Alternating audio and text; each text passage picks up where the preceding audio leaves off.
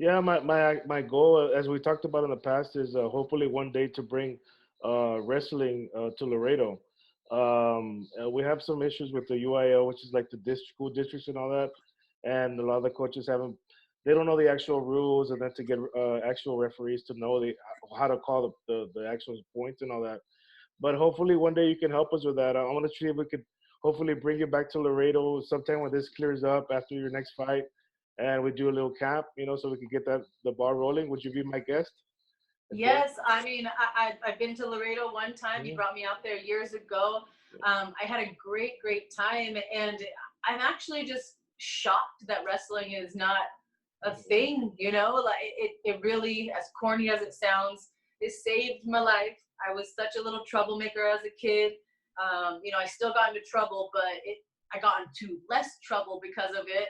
And I then got a scholarship to go to college because of it. And then while I was in college, after I graduated, I got my degree because of it, and then I fell into MMA because of wrestling. So I cannot give back to the sport enough.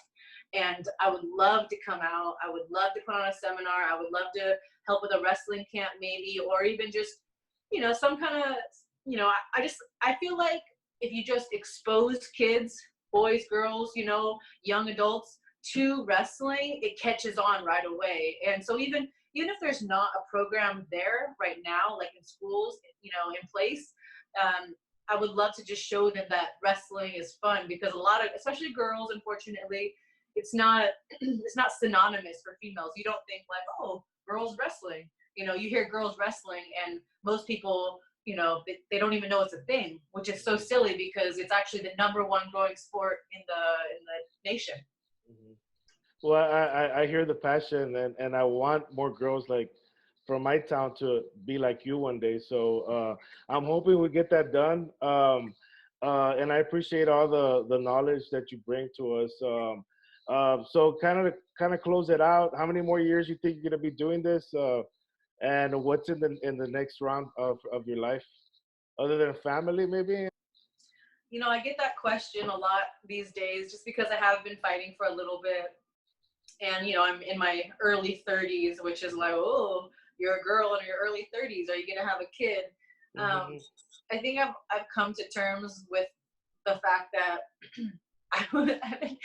there's no like nice way of saying it. It sounds a Hmm. little selfish, but I just feel like I can do a lot more with my life if I don't have kids. I plan to fight for at least another 3 to 5 years, at which point I don't think it's safe for girls to have kids late into their late 30s into their 40s. So, Hmm. if I ever wanted to have kids later in life, I could always adopt.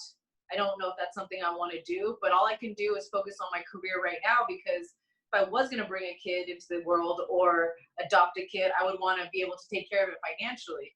And with the way that I live my life right now, fight to fight, paycheck to paycheck, that's not really smart. So, um, families family's great, but it's not my priority right now. I would like to leave my legacy not by having a child, but by helping the children that are already on this earth. Well, I'm in the same boat. I'm 45 in next month.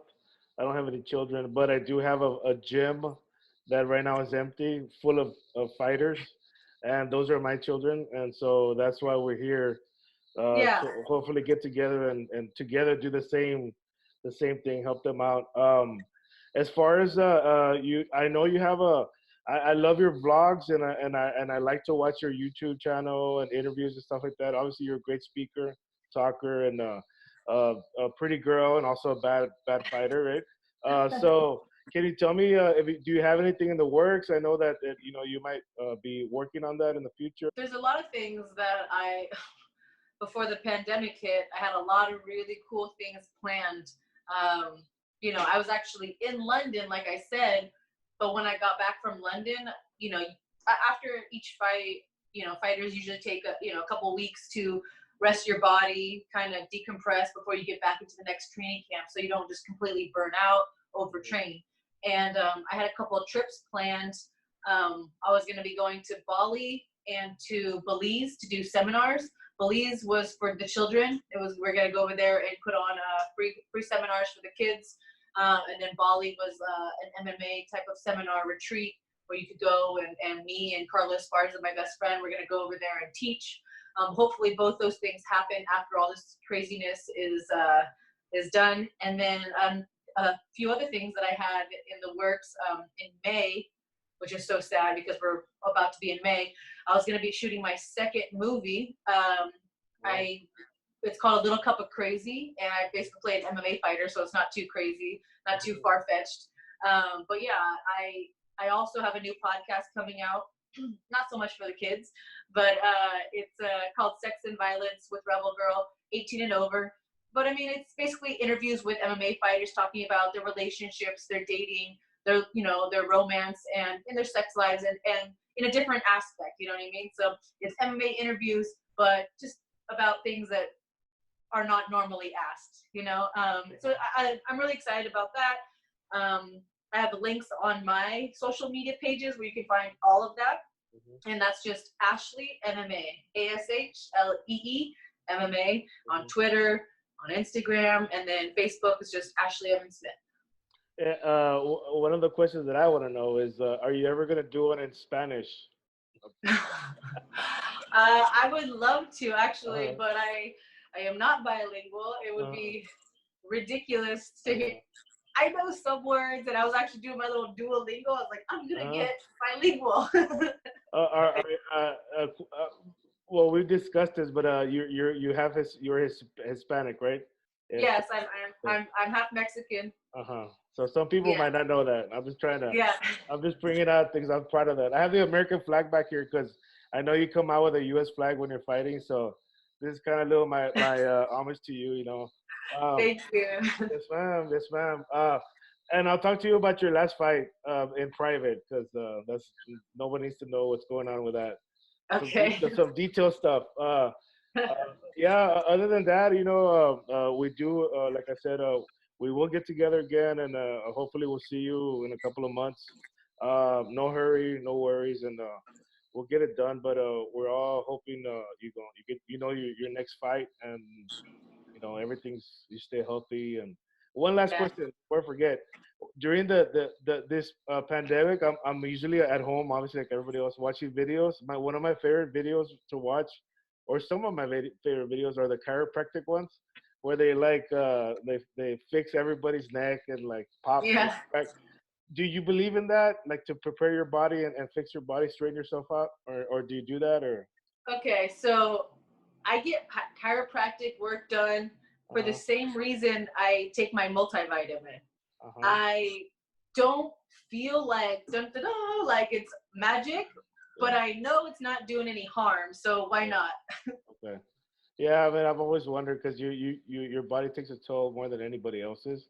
So yeah, I'm a really big massage, stem, CBD, you know, ice, heat, all that stuff. You know, I've got acupuncture, all this stuff. Because at the end of the day, I feel like all of our bodies are different, right? So what works for you might not work for me.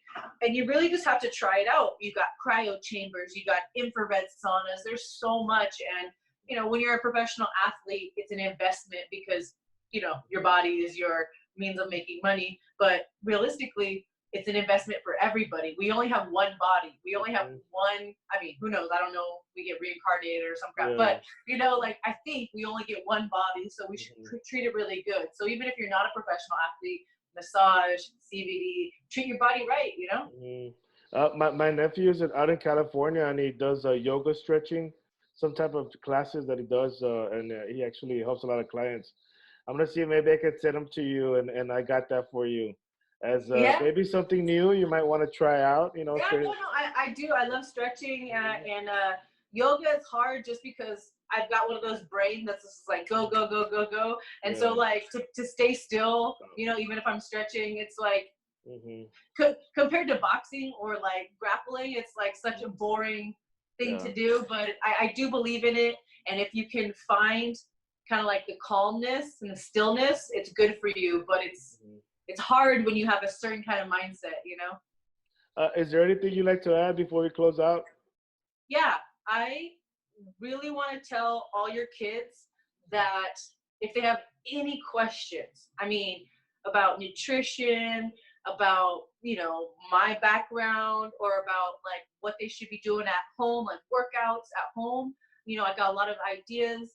Um, Anything. I mean, I come from like a background, kind of like a hard background with like a rough upbringing. I mean, I'm not gonna say anything. Like I love talking to kids because, you know, obviously I was a kid at one point, but I also came from you know, lesser means. You know, I didn't have a golden spoon growing up, so I kind of had a rough life.